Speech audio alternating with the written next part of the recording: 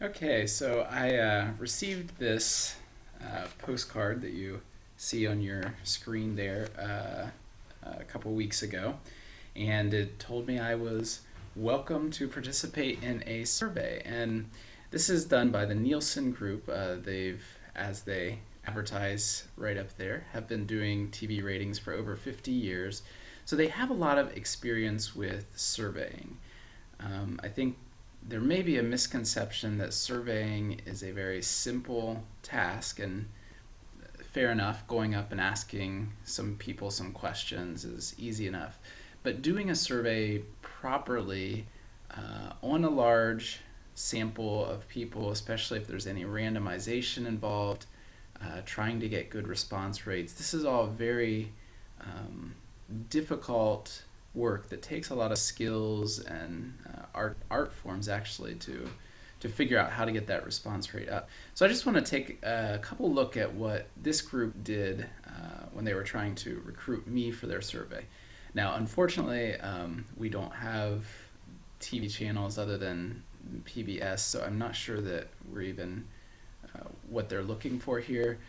But I do think they did a good job of trying their best to get us. So first of all, in this opening postcard, it's simple, trying not to be imposing, and it tells us that in a few days we'll receive a blue and white envelope. It gives us a heads up of the real survey instead of just sending the survey to us. It gives us kind of an advanced warning, and it doesn't ask us to participate in the sense of they're desperate and they need my help.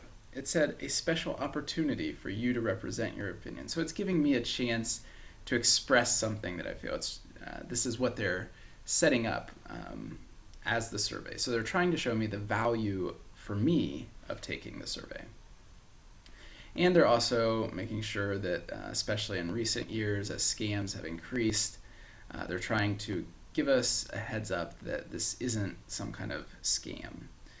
Okay, so they tell me to watch my mail and our survey will arrive soon. And they thanked me. That was polite. So a couple days later, I get this envelope, and there's a letter inside. Well, actually, a survey inside. So they have a no postage necessary if I mail it back. So they're trying to be as little imposing on me as possible. And in the letter, there's a survey that you can see on your screen. It gives an example of who they are, a little pamphlet with a colorful happy photo, and a simple step-by-step explanation of what they're looking for here in the survey and why they're even doing this, and $2, which are, I'm not sure if you can tell, but they don't even have any creases in them, so make me feel special for getting some new money that looks a lot brighter and cleaner than what's in my wallet. And notice, I haven't committed to anything. So why the $2? Why are they doing this? Well, in the 50 years that they've been operating, they've of course picked up several psychological techniques. And one of them is they know that people who have been raised like me have guilt when I receive something and I haven't paid anything back. There's kind of an imbalance and unsettling feeling. And really all I have to do is check a few boxes. The postage is already paid for me. So it's kind of creating this psychological situation where it's valuable. They're telling me why to do it. So all these reasons that would make me want to do the survey. And then they just have some questions. There's about 3 pages like this. Notice a couple things I want to point out. So some questions refer to me, while some refer to the entire household. Notice when I say me, I mean whoever owns, is buying, or rents this home, and they clarify that down at the bottom of the page. There's a couple reasons for this. One, it allows them to get some consistency across their survey, because they can say the head of the household or the owner of the household. And financially, there may also be some kind of motive in there too. They want to know who pays the bills. So I didn't fill it out. A few days later, I received this in the mail, which is a letter here that you'll see on your screen. And it says, don't miss the chance to represent your community. So now we're coming up with a plea like, hey, we sent that thing to you. If you forgot, go ahead and do it now. They're gently reminding me. They're mentioning here I can do it online, by phone, all these options. They do give me kind of a deadline here just to help me.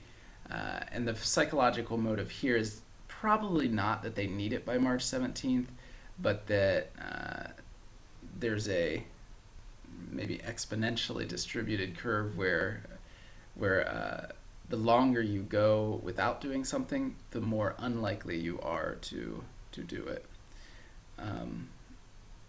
So yeah, anyway, they give me this. They do give me a unique identifier. That way they can trace some of where this is coming from. So all of this great lengths that they go to is to increase their response rate. These days especially, we're so bombarded with surveys and information that I'm sure you've neglected or turned down, whether it's on the phone, email, in the mail, maybe when you're out shopping, they're holding their clipboard and looking around eagerly, and you're trying to change your route so that they don't approach you and ask you to participate in some survey. Because of all this bombardment in our society, response rates have gotten very low, 10 to 20%. And this is a very big problem statistically. You might think, well, if I try to get 1,000 people and I only get 100, that's the same as if I try to get 100 people and I get all 100 of them. Either way, my sample size is 100. They're not the same though, because when you only get a portion of the sample, there's always the chance that there's a difference between the people who did participate and the people who did not participate.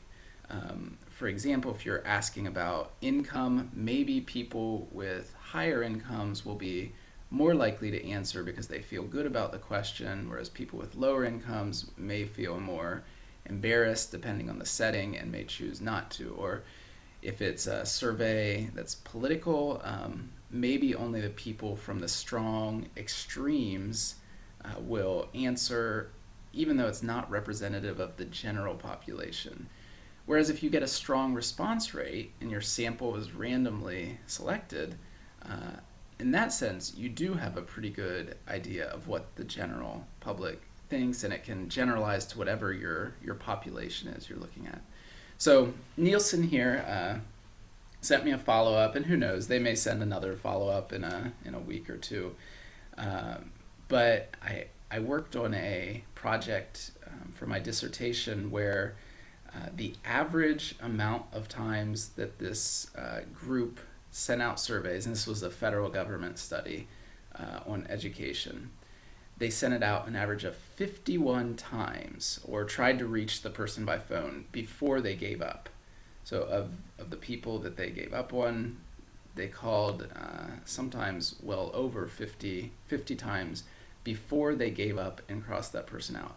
They also increased the amount of money every time that they tried to get the person to participate in the study, because that person became more and more valuable to raising their response rate as time went on, to the point where you may have spent millions and millions of dollars on a survey and you have an 89% response rate. If you can just get it up to 90% response, it looks that much more secure or trustworthy. So companies will do a lot to increase that response rate.